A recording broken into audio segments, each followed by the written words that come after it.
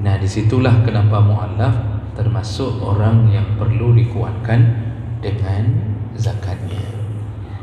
Nah, di dalam kitab Fiqh Islami wa Adillatuh ini itu disebutkan golongan mu'allaf itu itu bisa jadi golongan yang sudah masuk Islam atau golongan yang baru mau masuk Islam. Agar engkau tetap bersama kami, lalu kita secara implisit ingin mengatakan bahwa tolonglah sebarkan Islam ini kepada kaummu. Itu salah satunya indikasi memberi zakat kepada para pembesar yang baru masuk Islam. Kemudian dibolehkan memberikan zakat kategori mu'allaf al-muqim fi saghrin fi sughuril muslimin, orang-orang yang tinggal di perbatasan-perbatasan antara orang Islam dengan orang kafir. Assalamualaikum warahmatullahi wabarakatuh. Banyak sekali pertanyaan jamaah, Ustadz kasih kami channel untuk kajian anak-anak muda. Di antara anak muda berasal dari Aceh, luar biasa, channelnya Maulizul Akbar Nak. Tonton, subscribe, like, share, komen. Assalamualaikum warahmatullahi wabarakatuh.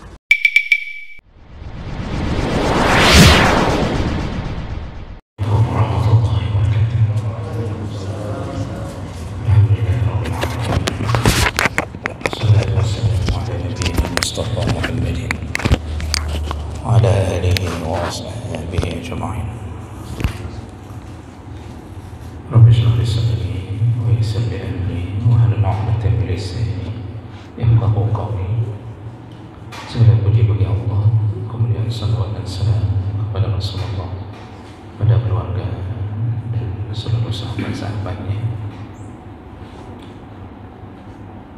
Bapak-bapak dan ibu, jamaah salat maghrib dan isya yang Allah muliakan insyaallah.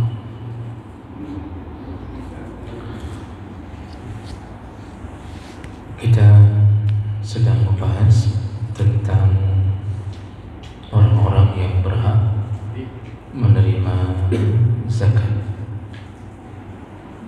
Ada 8 golongan yang disebutkan oleh Allah dalam surah At-Taubah ayat 60, dan kita sudah bahas 3 kelompok. Yang pertama fakir. Fakir adalah orang-orang yang tidak memiliki harta, tidak memiliki penghasilan, dan dia tak mampu menghidupi dirinya. Itu disebut fakir. Lalu golongan kedua miskin, yaitu orang-orang yang masih punya harta untuk menghidupi dirinya tapi tidak cukup. Jadi kalau fakir memang betul-betul dalam keadaan tidak mampu menghidupi dirinya. Tapi kalau miskin, dia punya harta namun tidak mencukupi kebutuhannya. Nah, ini termasuk kalau di zaman modern sekarang, orang yang punya gaji tapi di bawah standar normal dan dia punya tanggung jawab atau tanggungan yang banyak, yang besar, maka dia masuk kategori miskin. Kalau kita lihat sekarang itu gaji 2 juta ke bawah itu miskin.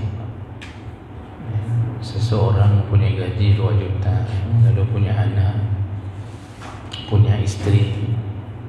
2 juta itu satu orang anak saja di pesantren dengan SPP sebesar 1 juta, belum uang jajan. Dari 2 juta untuk satu orang anak saja habis 1,5 juta. Makanya bukan bermakna orang yang punya gaji itu tidak miskin. Ada yang punya harta tetapi tidak mampu mencukupi kebutuhannya, dia masuk kategori miskin dan boleh diberikan zakat.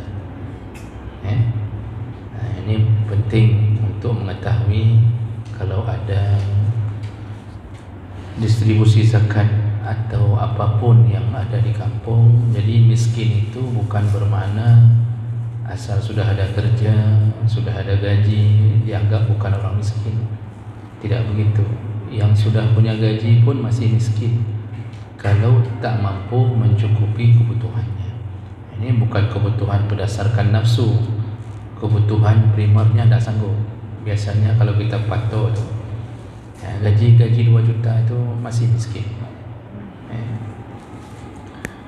Nah, orang ketiga yang berhak mendapatkan zakat yang sudah kita bahas adalah amil. Amil itu orang yang bekerja mengurusi zakat.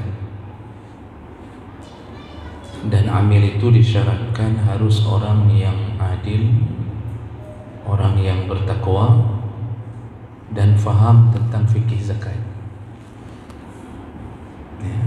Jadi jangan sembarangan menetapkan amil padahal dia tidak faham apa-apa tentang fikih zakat. Maka akibatnya yang paling merugi adalah orang-orang yang berhak menerima.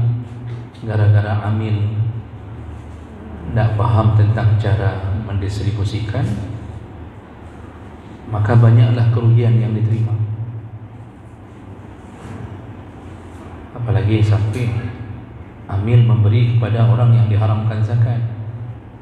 Orang kaya dikasih zakat. Karena sekarang dunia apa?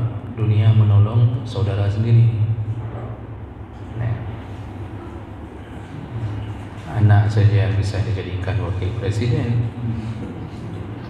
Jadi jangan sampai jadi amil juk zakat kerana roh, padahal anak roh kaya. Itu amil itu orang yang adil, bertakwa, bukan fasik, dan juga harus faham fikih zakat. Dan dia diangkat oleh pemerintah yang sah. Harus SK kecil, itu baru amil. Sedangkan yang membagi zakat, kalau kita suruh sama tukang beca, sama anak muda, mereka itu bukan amil. Amil yang mengurusinya. Dan kerja amil itu mengumpulkan lalu mendistribusikan. Seharusnya itu. Hari ini kerja amil duduk di kantor, ambil data dari kadus, kemudian disuruh bagi kepada orang lain. Kadang-kadang duduk silakan tu zakat. Nah, makanya nanti waktu dibagi zakat, amil itu tak mesti dia 1/8 dia dapatkan. Nah, jangan salah-salah nanti mengira karena ada 8 golongan, amil 1/8 dibagi bertiga karena amil cuma 3 orang misalnya. Itu tidak begitu. Amil itu disesuaikan dengan keringat yang dikeluarkan. Kalau tidak banyak kerja, tidak usah banyak kasih. Dia tetap dikasih bahagian daripada gaji yang dia kerja, diambil dari dana zakat itu.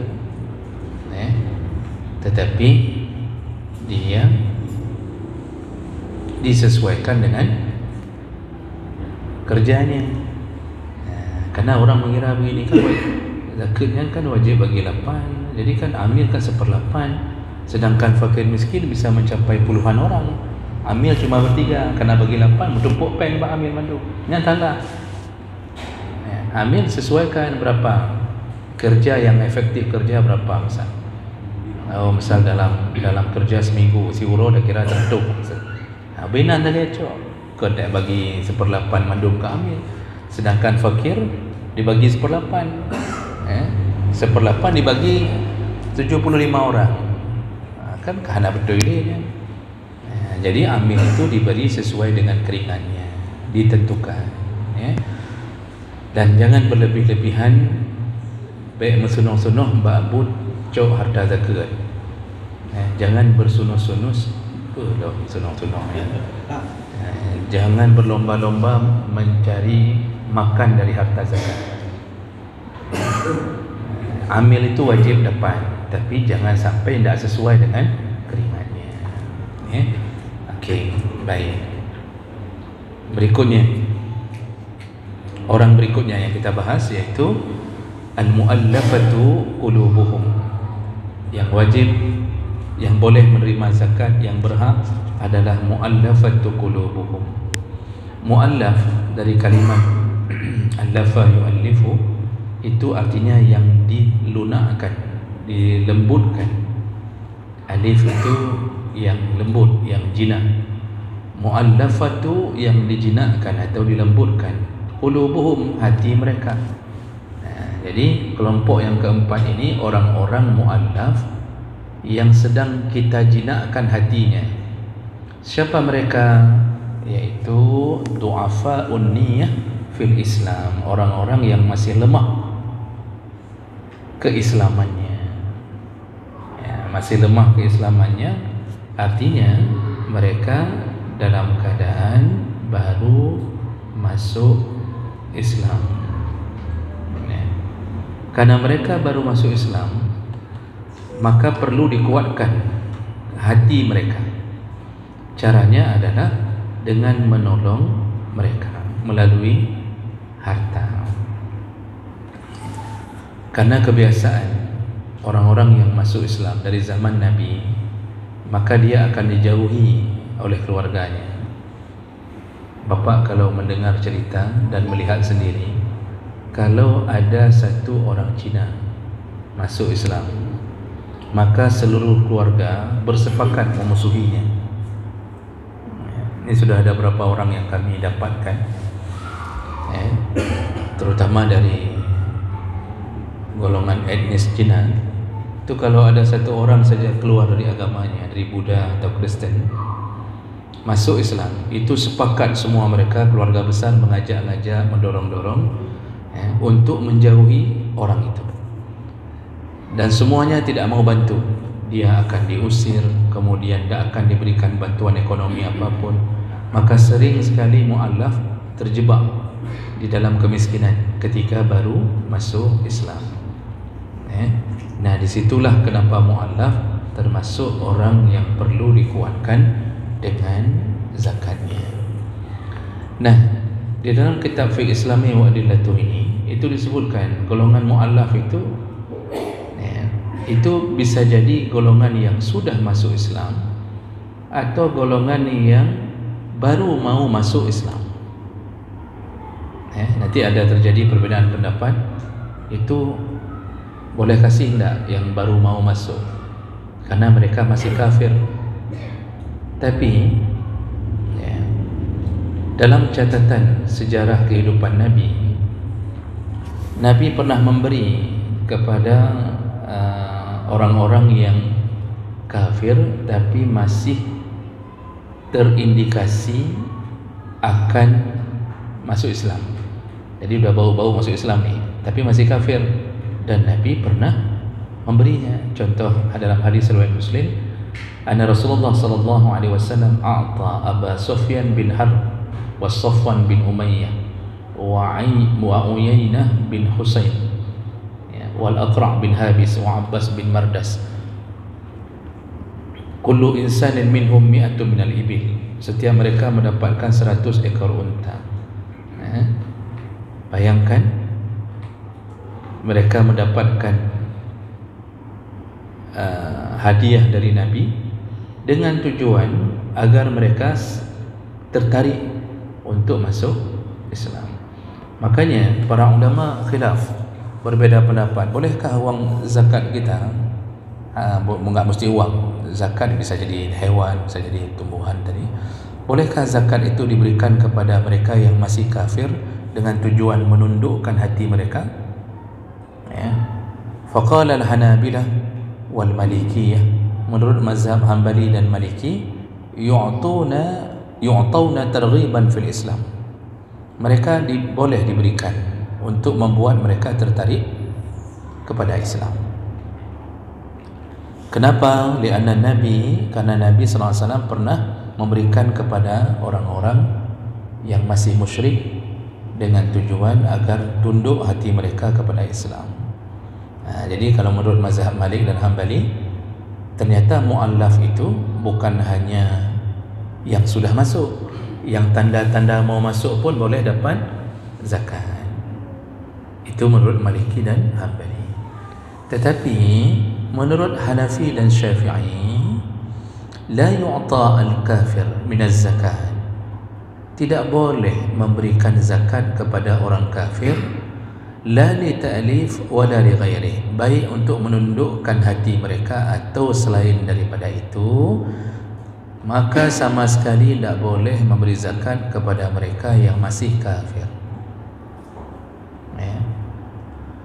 Lalu kenapa terjadi di masa Nabi? Nah, mazhab Hanafi dan Syafi'i mengatakan وَقَدْ كَانَ إِعْطَاؤُهُمْ فِي صَدْرِ الْإِسْلَامِ فِي حَالِ قِلَّةِ عَدَدِ الْمُسْلِمِينَ وَكَثْرَةِ عَدُوِّهِمْ.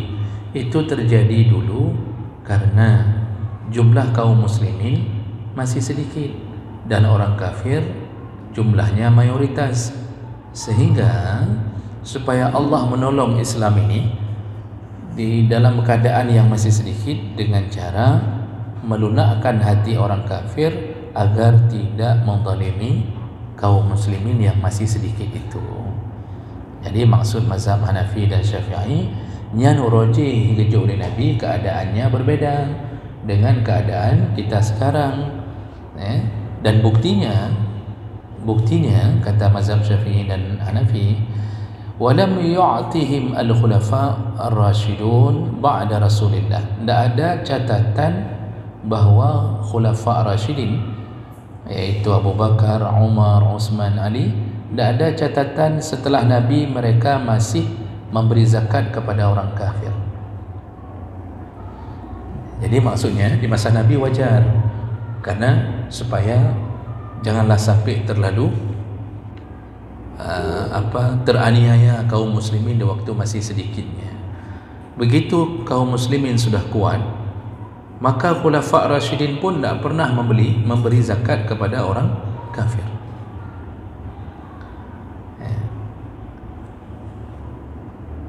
Sampai Umar radhiyallahu anhu pernah berkata, inna la nu'ti 'ala al-islam syai'an faman syaa'a falyu'min wa man syaa'a falyakfur.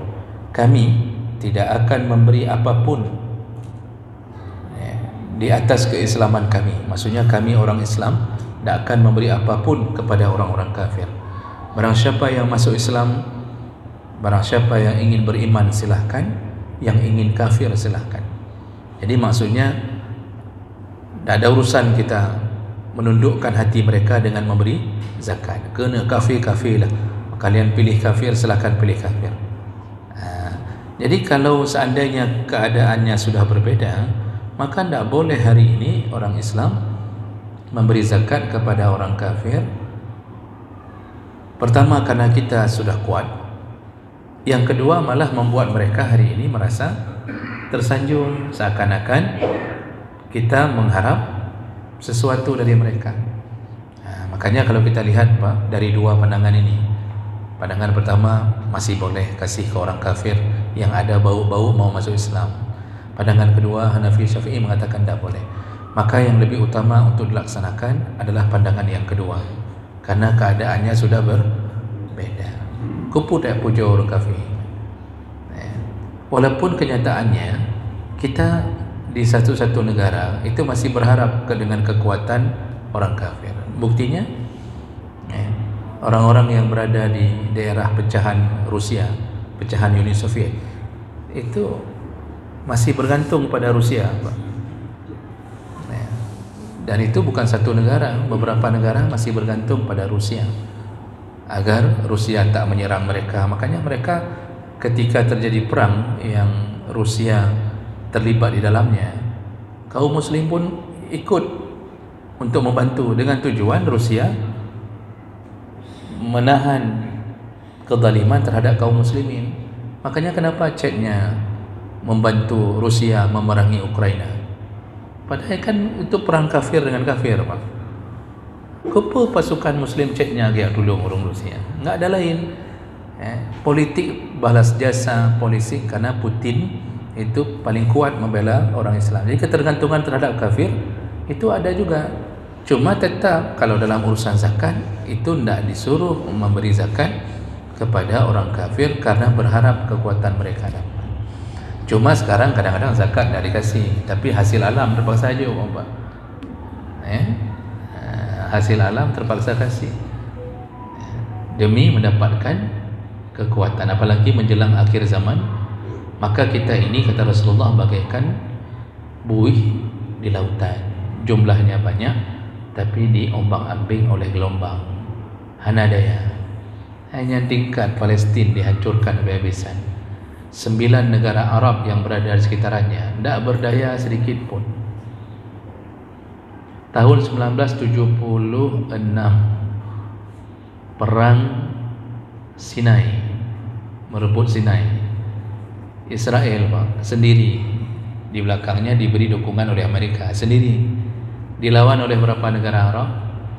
6 negara Arab, Mesir, Lebanon, Syria, Irak, ya, ada 6 negara Arab yang berperang melawan Israel. Siapa pemenangnya? Israel. Berhasil tu direbut Sinai Selatan, Pak. Ya. Pemenangnya Israel, 1 lawan 6. Demikian, Pak. Ya. Sehingga muncullah tulisan-tulisan di dalam buku-buku sejarah. Ya, kami baca waktu di Mesir itu. Kenapa Allah mengalahkan kekuatan Arab pada waktu itu? Selain daripada Israel memang dapat sokongan Amerika walaupun tidak terjun langsung, tapi ada yang aneh. Pasukan-pasukan Islam, ini saya baca di dalam buku-buku sejarah, pasukan Islam itu berperang, di antara mereka malam mabuk, tidak salat, sedangkan pasukan Israel malam duduk, lalu kemudian mulai berdoa kepada Yahweh, Yahweh Tuhan mereka, meminta kemenangan.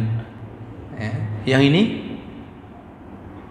duduk, tidur, tidak ada tahajudnya, jangankan tahajud, salat wajib pun tak ada. Kemudian malam mabuk. Ini dalam buku-buku dituliskan. Makanya kadang-kadang Islam ni, itu agamanya benar, pengikutnya yang bermasalah.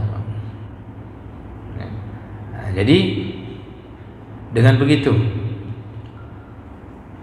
yang disebut mu'allaf dalam catatan fiqih, dan ini banyak orang yang mungkin tidak tahu, ternyata ada 2 pandangan. Bisa mu'allaf karena sudah masuk Islam, bisa mu'allaf sebelum masuk Islam. Namun bagi mereka yang masih kafir, ternyata ditentang oleh mazhab Hanafi dan Syafi'i, tetap tidak boleh kasih zakat.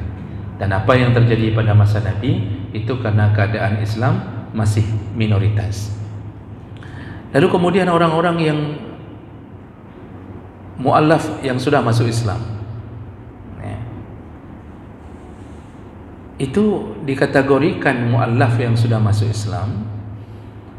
Yang diutamakan diberi, yang pertama adalah du'afa'un niyah fil Islam.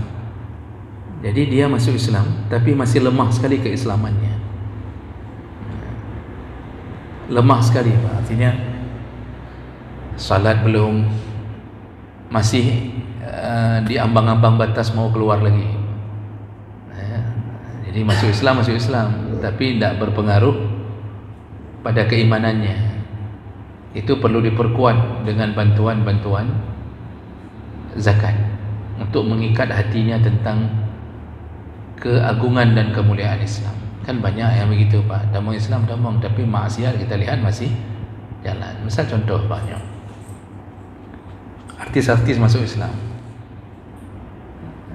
mabuk tak mabuk, tapi sudah baru masuk Islam. Ini lagi esok yang kemarin tahun lalu masuk Islam, si Deddy Corbuzier ya, Pak. Lihat masuk Islam tapi tidak berubah perangainya, mabuk tetap lagi biasa, pakaian tidak berubah, kemudian apapun tidak berubah, cuma mengaku saja tentang bahwa dia sudah Islam. Itu contoh. Jadi banyak yang begitu yang harus dikuatkan.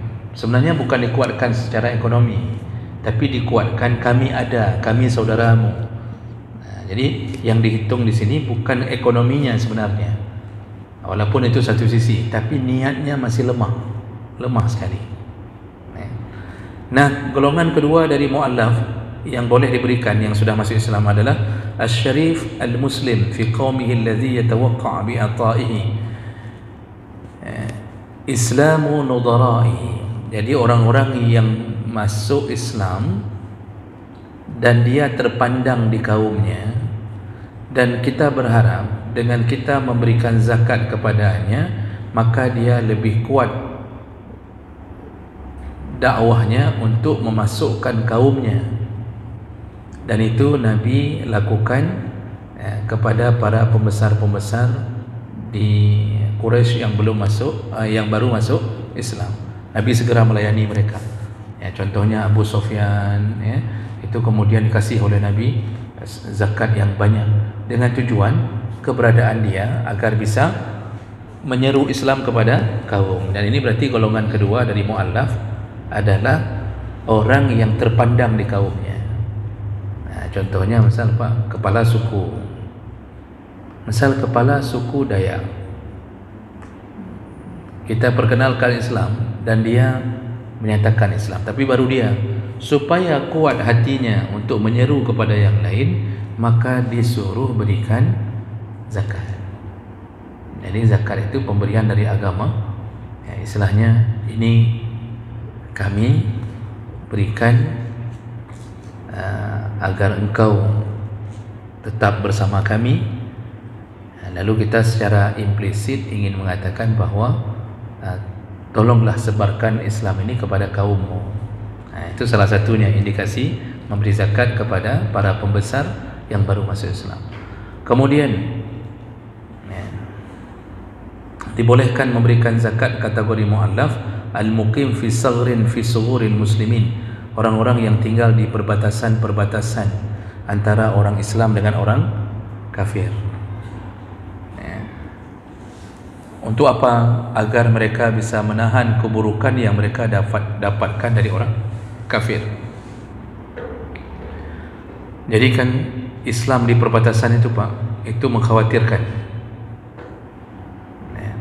Bapak kalau menuju berjalan ke daerah perbatasan Aceh Tenggara, Tanah Karo, itu Islam di perbatasan itu Pak, itu memang miris. Mereka ada Muslim, tetapi Jumat pun tidak dilakukan. Karena saya banyak tahu, karena ini banyak teman yang sedang berjuang dalam kelompok dakwah perbatasan, dai perbatasan. Itu Jumat tidak ada. Pengajian anak-anak tidak ada Pak. Kita sampai hari ini pengajian anak-anak di mana-mana, TPA di mana-mana. Mereka tidak ada guru untuk mengajarkan Iqra pun, tidak ada guru mengajarkan. Musalla itu tok dengan kayu. Musalla lagi yang menasah kita tahun 1970-an. Imam salat pun tak ada. Untuk yang khutbah hari raya pun mereka bingung cari siapa. Makanya teman-teman dai di perbatasan hari ini itu dikirim Pak 2 orang nanti di kampung fulan, di kampung yang dekat-dekat dengan perbatasan antara Muslim dengan kafir. Itu perbatasan antara Sumatera Utara dengan tanah kita Pak. Itu banyak yang daerah begitu. Jadi kalau di kotanya aman. Kalau di kota, maksudnya seperti saya bilang tadi, perbatasan misal antara Aceh Tenggara dengan Medan, itu kalau di kotanya, di kota Canainya aman. Banyak sudah, bahkan teman-teman kita lulusan dari Mesir sudah banyak dakwah di sana segala macam, aman. Yang bahaya itu yang di perbatasan. Makanya ternyata di dalam kitab pun disuruh kasih zakat. Seharusnya pemerintah kalau paham ini, itu kasih zakat ke dai-dai di perbatasan, kuatkan mereka, kuatkan mereka untuk mendapatkan istilahnya dukungan untuk mensyiarkan dan mereka bisa bertahan di tempat itu. Makanya Baitul Mal itu kalau ada dana-dana zakat itu ke dai perbatasan harus diperhatikan. Tidak semua orang mau jadi dai perbatasan Pak. Dari beberapa keterangan kawan yang sudah kerja itu ada yang diam-diam melarikan diri. Itu Pak. Bagaimana mau tahan? Fasilitas serba minim. WC masih WC bawa ember. Kita WC dengan air semprot dari atas. Ada yang model tekan kenop, keluar air langsung ke dubur rumah. Dari miyu langsung baik, langsung tepat sasaran baik di pupuk. Di sana itu bawa ember farmasi. WC di luar rumah. Fasilitas Masya Allah sangat sederhana. Itu mau ke sana saja Pak, motor itu tidak bisa jalan lagi di tengah jalan. karena tidak ada yang aspal, apalagi musim hujan. Parah Pak, makanya ada yang tidak sanggup tahan, setahun mundur, ada yang tidak sampai setahun melarikan diri diam-diam. Nah, itu beberapa kawan sana sudah cerita. Makanya zakat itu perlu dibantu ke sana.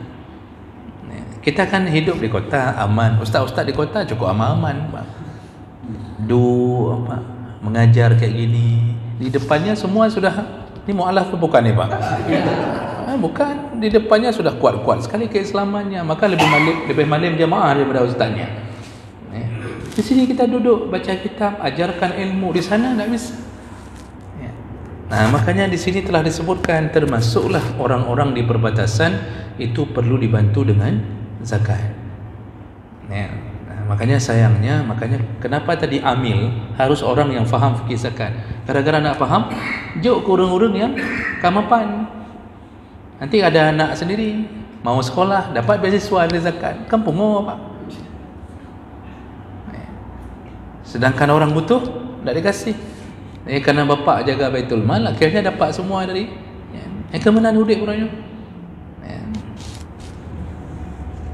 Kenapa tidak ustaz aja jadi kepala Baitul Mal? Tak ada yang pilih. Mana ada pilih? Udah pegahnya dia. Yang melalui corongnya jadi Bapak Ibu yang Allah muliakan, ternyata pembahasan mu'allaf itu tidak sederhana. Pembahasannya lebih luas. Kelompok kelima. Jadi bunyi ayatnya kan wal mu'allafatu qulubuhum wa fir riqabi. Selanjutnya kelompok yang kelima yang berhak menerima zakat adalah wa fir riqab. Siapa dia wa fir riqab? Yaitu budak budak al-mukatib, budak yang merencanakan untuk membebaskan diri. Mukatib itu sudah dalam kontrak mau dibebaskan, cuma dia membebaskan diri dengan cara membayar, menebus dirinya. Jadi kepada majikannya dia berjanji, saya akan bayar tiap bulan sekian dengan perjanjian dia ingin membebaskan dirinya. Nah, di sini disebut dengan wafir riqab. Nah, tentu permasalahan ini hari ini sudah tidak ada, karena hari ini sudah tidak ada lagi budak. Pembantu rumah tangga bukan budak, walaupun kadang-kadang diperbudak, tapi mereka bukan budak. TKW bukan budak. TKW itu kerja yang hari ini malah ketika pulang kampung mereka lebih dihargai daripada PNS. Menjadi TKW Pak di negara-negara tertentu itu pulang dengan gaji yang luar biasa, itu disanjung-sanjung. Dan mereka bukan budak, walaupun nanti ada majikan-majikan yang kemudian memperlakukannya sebagai budak. Karena yang namanya budak di masa Nabi dan di masa para sahabat yang masih memiliki budak, itu budak itu statusnya dia manusia juga sekaligus harta. Jadi kalau sudah dibeli, dia menjadi hak milik. Budak itu kalau sudah dibeli menjadi hak milik. Jadi dia manusia tapi barang, diperjualbelikan, nanti dipajang di pasar-pasar, diletakkan harga Pak. Nanti kalau ada hari-hari tertentu dibuat diskon. Kemudian harga tergantung model budak. Kalau laki masih kuat, badan tegap, itu daerah-daerah seharga PCX, seharga NMAX. Tapi kalau sudah kakak tua menampak, disuruh angkat panci air pun tak sanggup lagi, itu udah harga-harga astuti tu, buy one free one itu Pak. Kayak gitu keadaan budak. Dia manusia tapi diperjualbelikan. Begitu sudah dibeli menjadi hak milik. Kalau dia perempuan, tergantung, makin cantik makin mahal. Nah, kalau sudah jadi budak, itu boleh memperlakukan seperti hak milik. Makanya budak-budak itu boleh digauli, tak mesti dinikahi. Yang istri tetap sah istri.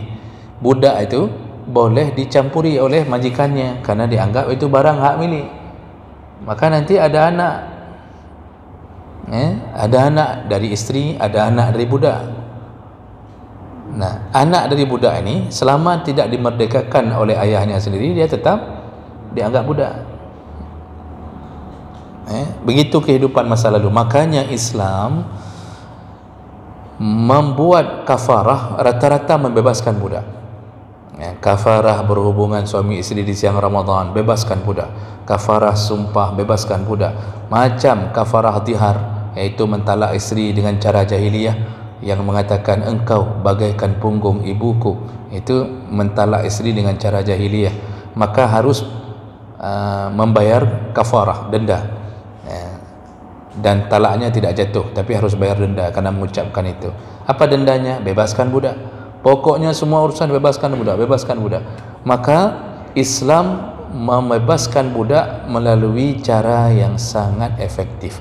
Orang akhirnya berlomba-lomba. Allah, hadis Nabi menyebutkan apa? Barang siapa yang membebaskan budak, maka dia akan begini, begini, begini. Semua janji Allah dan Nabi memberi pahala besar-besaran yang membebaskan budak. Maka berlomba-lomba orang membebaskan budak. Itu Bilal bin Rabah itu dibeli oleh Abu Bakar dari Umayyah bin Khalaf dengan harga yang sangat fantastis, 10 kali lipat dinaikkan. Abu Bakar beli demi membebaskan budak. Abu Bakar tu tiap-tiap ada uang, bebaskan budak, bebaskan budak. Makanya hari ini dalam Islam sudah tidak ada lagi perbudakan. Dulu orang-orang dengan sistem hidup apartheid, masa ketika orang-orang budak hitam diperbudak di Amerika, di Eropah, itu masih dikenal dengan perbudakan, tapi bukan dalam Islam. Itu memang kerja paksa Romusa, Pak. Kalau Bapak tahun 80-an kita lihat televisi, dulu ada filem apa yang budak-budak tu, yang ada si Rudolfo, Isaura. Bapak nak ingat? Bapak jangan pura-pura tak tahu.